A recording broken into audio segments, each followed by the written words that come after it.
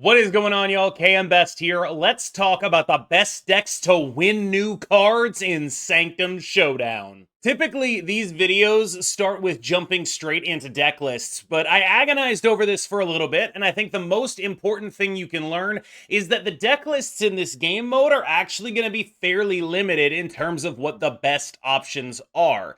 There are very few cards in Marvel Snap that are especially elite in a game mode like this. Marvel Snap cards are typically balanced around the fact that you need to target multiple locations to win. So cards that target one location are a very small subset of Marvel Snap cards.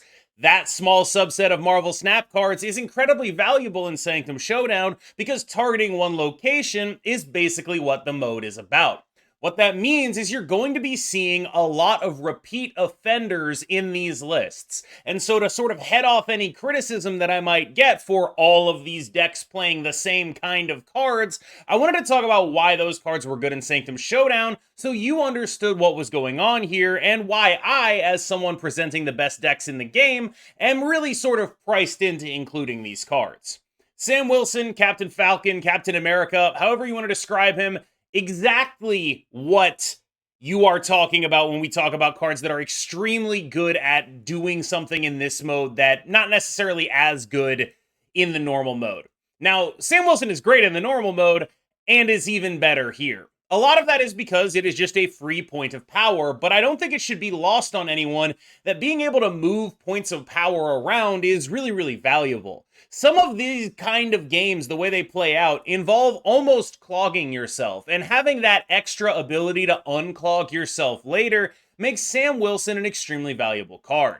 This is also a game mode that snowballs pretty heavily. There are a lot of people playing cards like Negasonic, for example. Having that 1 point of power on the board early, if you get lucky, can get you to be able to be ahead on priority and make your Negasonic active. We'll talk about her in just a bit, because she is absolutely another of the pillars of this format. Sam Wilson, to me, is perhaps the strongest card in this format because it is a format that is so much about getting on the board, getting ahead of your opponent, and then riding a lead to victory. As the card that is likely the best in the game at getting an early lead, Sam Wilson has a lot of utility. You'll also see Cull Obsidian coming in many Sam Wilson packages, which is only possible, again, because of this card. The fact that you can move the shield around and it'll just let you deposit a 410 at various locations, people play Drax in this mode, and Cull Obsidian is just a bigger, better version of that. The other major card that you're going to want to keep an eye on is Cannonball. He is the sort of best finisher in this game mode.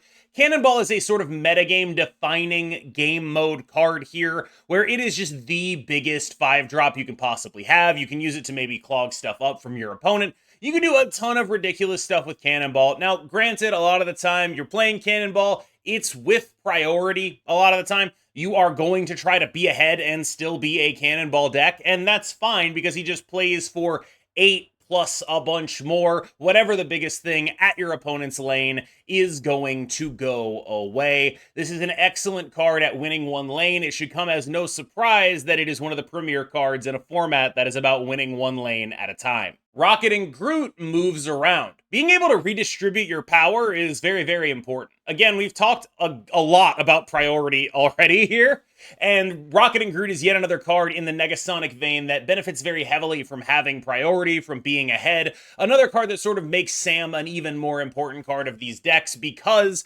having that ability to be ahead, play Rocket and Groot on the location that they're almost certainly going to be playing on, and get a bunch of points on it, and then move it over to the other location once the Sanctum shifts, and then get a bunch of points on it. That's a game-winning play. Rocket and Groot is a game-winning card. In part because of Sam, and in part because a lot of what Scream does is kind of what this mode is asking for generally, affecting multiple locations, so you're scaling up one location while also applying negative buffs to the location that people are trying to actually play on. Does really well with Cannonball. So a lot of Scream stuff is going to be pretty good in this game mode. This is going to be one of the defining archetypes of the game mode as of right now. There's also some sort of future-proofing here because a lot of the sort of what I would describe as cutting-edge archetypes in this game mode are things that are trying like Doctor Strange and Ghost Spider in order to sort of have a pseudo Rocket Raccoon, like you win on turn 3, then you win on turn 4 type of deal. And that kind of stuff is a really powerful way of making sure that you get a lot of points on the board in important locations, and Scream is obviously very good against that too. If you have priority, Negasonic is very close to actually just straight up winning a lane, meaning you can snap with impunity and have a bunch of extremely powerful stuff going on for you. Remember, this is a game mode that ends at about 17, so about 16 points. So a lot, I mean, let's be real. It typically goes over 16, but like 16 is where it ends. But like, I would actually be very interested to see what the actual ending points of a game are. The point I'm making here is, if you win on turn 3 with a snap, and then win on turn 4 with a snap, if you're winning the Sanctum on both of those, you're probably just going to win the game. That's 10 points right there. You can clean up the rest of the points you need. It's going to be very easy. And because of the way these kind of decks play out, you win on turn 3, you win on turn 4, you cannonball on turn 5, you might win on turn 5 too. You're playing extremely aggressively in order to make sure that you have guaranteed wins. Negasonic is a great card at giving you guaranteed wins on lanes. If they're only playing one card there, they are going to lose unless that card is moving something else in from another lane. We've talked about the ways in which priority benefits you. Sam Wilson's obviously important for this. Another card that's very important for this is Makari, getting those early first couple of points to make sure you have priority in order to start slamming down things like Negasonic and Rocket and Groot is how you snowball your game plan. Finally, on our list of key cards, the Guardians of the Galaxy are extremely important in this game mode. Usually you're going to see Rocket and Star-Lord in basically every deck you're going to see. Groot shows up sometimes, Drax shows up sometimes. There's some real stuff this package is good at, and winning one location is that stuff. Moving on to the deck lists, this is Public Enemy number 1. It's basically the deck from that video that I did yesterday, except we are playing Miles Morales instead of Kate Bishop. Kate Bishop is great. Acid Arrow is obviously pretty busted in this game mode, but Miles Morales has a lot of upside because there are a ton of people playing Rocket and Groot, there are a ton of people playing Captain Sam, and also you're playing those cards, so you are very easily able to just make this card into a 1/6. It has a beefier body, it gets on the board faster, and that is a lot of what the game mode is about right now, is getting onto the board fast, taking priority, capitalizing on Negasonic, capitalizing on Rocket and Groot, and just getting so ahead that your opponent has no recourse whatsoever, and trying to win as fast as you possibly can. The ideal game with a deck like this goes in terms of winning basically every single turn. You want to win the Sanctum on the first 2 turns, even though it's only worth 1 point, because that's how you get priority to make your Rocket and Groot and Negasonic better. You want to win turn 3, you probably want to be snapping. You want to win turn 4, you probably want to be snapping. You want to win turn 5, you got a cannonball, you probably want to be snapping. Same thing. One card that actually has been pretty mid for me is Iron Patriot. Feels very superfluous here. Another card that I think is probably replaceable is Hydra Bob. When you're playing against a Scream deck, it's devastating because everyone can snap every time. So as long as someone is snapping, Bob is moving around, it sucks awfully. And God forbid Bob is ever actually already on the Sanctum when you start, because they're just going to be able to snap him off, -4 power from that lane. That happens before the Sanctum math does. He's really not good. I just don't know what I'd be playing instead. The gap between Sanctum Tempo and Sanctum Scream is really not that much. The Scream package is pretty minimalistic, and otherwise these are playing like the same sort of pile of, hey, look at all my good cards, right? Like, we're still kind of doing the same thing. Differences are Stegron, who could be a lane winner if you don't have priority, and I think this deck is a little bit better at playing for those long games, a little bit less hyper-aggressive, a little bit more able to, like, punish people playing Hydra Bob with the Scream, with the Craven, a little bit more able to win lanes from behind with both Cannonball and Stegron allowing you to do that, but on the whole lacks the sort of aggressive knockout punch style that the previous deck we talked about has. So I think this one is a little bit, I know it sounds weird, but it's a little bit more of a control deck, a little bit less of a hyper-aggressive deck. And this is actually like one of the first times in Marvel Snap's history we can talk about things in terms of control and aggro and game plans like that, because there is actually like a way to end the game on your own terms. There is a goal you can hit that ends the game, and that means that aggro is a real thing in this format in such a in a way that it is just typically not in a normal Marvel Snap game. And I think the previous deck is a great example of hyper aggro, and this is an example of the slightly more mid-rangey version where we're just a little bit taller, a little bit bigger, a little bit better at winning from behind, but we don't close out games as fast as the other deck. In a similar vein, if you want to be a little bit bigger, just have like these really powerful late games, Gore the God Butcher plus the Guardians package is a great way to make that happen. This is a deck, again, it's just going a little bit bigger. The point here is just to be a little bit bigger than the typical hyper aggro decks. You can go aggro for aggro early, but if you manage to drag the game a little bit later, going into like turn 6, turn 7, you're just going to have bigger guys, and you're going to be able to snap those lanes and swing yourself back into the lead and just absolutely dominate everything your opponent is outputting. This deck relies on the Guardians as they are on-reveal cards that pump your Gore. Gamora, of course, a very large card, similar to Cannonball, but likely a little bit worse, depending on the size of what Cannonball is hitting.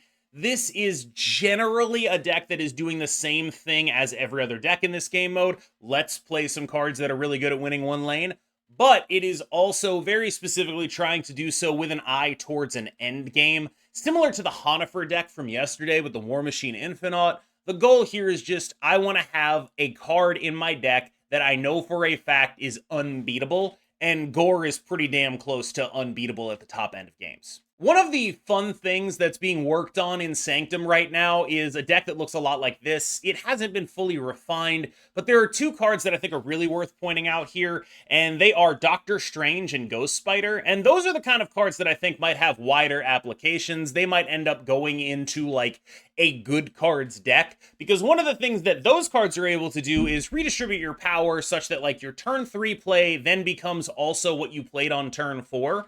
And that's a lot of what, Rocket and Groot is already able to do for you. But the fact that you can do that while scaling some of the time with the move package is what makes this really dangerous. Being able to do like Vulture into Ghost Spider, that's 9. And then you Doctor Strange the Vulture out of that lane into the next lane on turn 5. And it's like, wow, that's really, really good. It's a great way around Cannonball. It's a great way around Negasonic. It's a bunch of points. Like, there is something to be said for those two cards specifically. I don't even know if it's going to be in a move package like this, but I do know that it's been very successful so far, and I think that if you're looking for something that's a little bit under the radar and not what other people are doing, this would be a good place to start. Similarly, Zoo is quite solid at being a hyper-aggressive deck, although I would argue it's very dependent on the card Mockingbird specifically. Like, you can do this, but a lot of it is going to be, do you have turn 3 Mockingbird?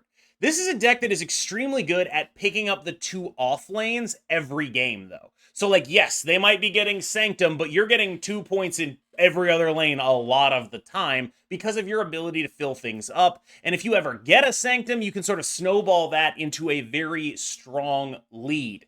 Shauna is a uniquely powerful card at making this happen. But really, again, this is kind of about the turn 3 Mockingbird, the turn 4 Mockingbird, winning Sanctums that way, and just generally exploding power onto the board. It's not a bad strategy by any stretch of the imagination, but it does have some notable weaknesses to things that are able to go taller. And so when you are not able to go taller and you're not able to slam the door, you're sort of playing a little bit of a worse hyper aggro deck than the original sort of Sanctum tempo deck that we talked about. I think that deck is a little bit better at executing on the game plan than Zoo is, unless you are actually slamming down that Mockingbird very early. If you're going like semi-budget, you're like, I don't own Sam, I don't want to deal with it, you can try something like this. You can even try to replace things like more. And the goal here is basically just like, this is just the best group of cards you can play that doesn't have a season pass card from the last like 4 months in it. And that's pretty much the ideal. Like, I know a lot of people, the way in which people approach season passes has been a little weird to me, because it's hard for me to parse what people actually feel about season passes, because on the one hand, it's the cheapest card you can buy, but on the other hand, you have to buy it. So there's a bunch of people who think of season passes as pay to win and won't ever even like approach a deck that has them in it. That's kind of who this deck is for. I think it's a very solid attempt at trying to figure that out. Again, it's just a tempo deck, though. Like, everything is tempo in this game mode, and that limits the scope of basically every deck. Like, you're only going to see decks that look like this because of the decks that are capable of ending the game so fast. So you need to be able to deal with what everyone else is pulling out here. Another card that I've seen a lot of recently is the card Vision, and I guess in a different world, I'd be much higher on Vision. But if you're someone whose games are very often going to like turn 7, Vision is busted. The thing that's keeping me from suggesting Vision is busted is that mostly my games are ending before turn 7. So it's like, if you're constantly getting to turn 7, Vision's an amazing card, one of the best in the game, will absolutely win you games. It's the exact sort of Doctor Strange Ghost Spider thing we were talking about earlier, except you don't need another card to actually make it happen. It just does it on its own, phenomenally powerful. Problem, a lot of my games end on turn 6 because someone is just going super hard. And hopefully that's me. So like when I'm winning games, I'm trying to win them really fast. Vision is a better card when you're losing, right? Like if you're losing and you're like, I really need a comeback, that's what Vision is good for. Vision is not a slam the door card. Vision is a card that gets you back in games that you would otherwise not be able to actually win.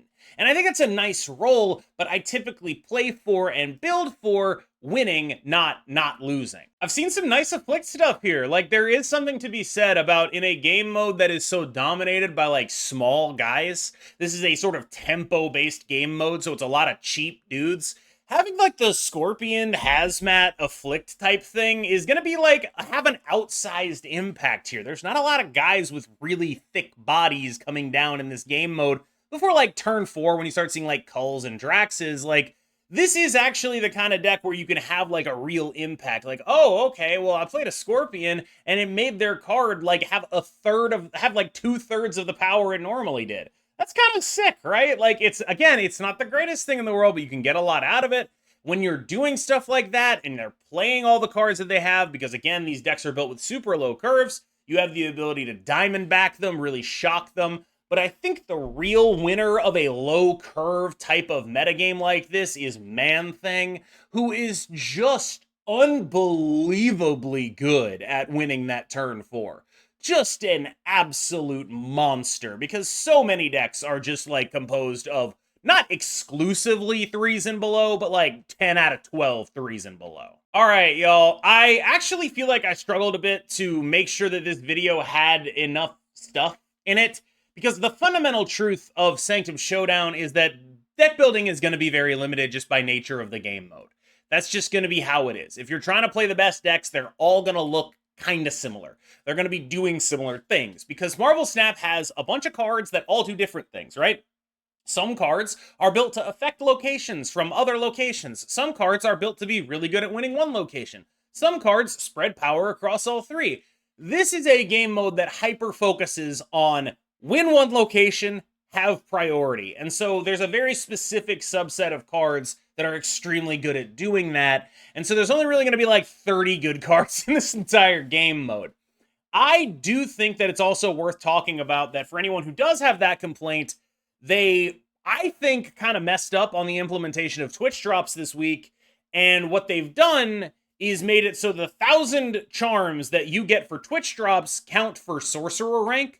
So if you get your 1,000 charms off Twitch drops and then play like 100 points worth of games, which you should be able to do, you will have about 3.3 thousand charms, which puts you very close to getting all 3 new cards easily. This is, I think, a huge mistake on their part, but it's one that you should probably take advantage of. Just smack the... Jesus. You can tell how big of a mistake it was by, like, the hardness with which I hit everything. You can see my camera shake and everything. Take advantage of this while you can, because this is the most generous game mode they've ever done because of this Twitch drop thing. You will get 3 new cards easily, and then you will have the rest of the 2 weeks to farm up whatever it is that you want in the shop. It's going to be extremely easy and extremely rewarding in terms of time to effort ratio, that in terms of like input output here. You're going to get way more bang for your buck playing this game mode. So my best advice to you is just find one of these decks that you can kind of play and familiarize yourself with it and get used to playing a lot of mirrors, because that's just what this game mode is going to be. Now, all of that said, you should absolutely take advantage of the Twitch drops. Watch me, even. You should absolutely take advantage of the fact that this game mode is as generous as it is. Make sure you get as many of your free rewards as you can. Make sure you're burning your scrolls and all of that. For more tips, you can check my most recent video. But this is a very real opportunity to acquire more cards for free than we have ever had. I already have 4 cards from this game mode. It is a huge, huge win for people who want free stuff. Please make sure you don't let it go past you. As always, I've been KMBest, you have been phenomenal, and I will see you in the next one.